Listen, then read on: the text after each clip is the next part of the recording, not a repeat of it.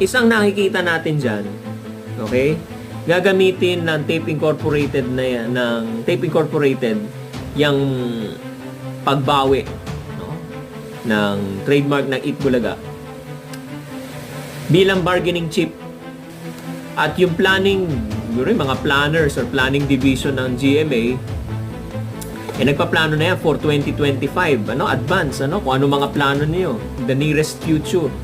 So, yan bang Eat Bulaga na yan, isasama ba natin sa plano natin yan, So, kakamustahin ngayon ng GMA yung status ng pagbawi ninyo. Okay? Opo, on the process na po kami ng pagbawi, naapilan na po namin, okay?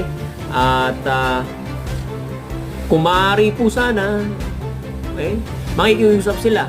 I-extend po ninyo yung aming black time contract kasi nakikita naman namin na positibo na mababawi po namin.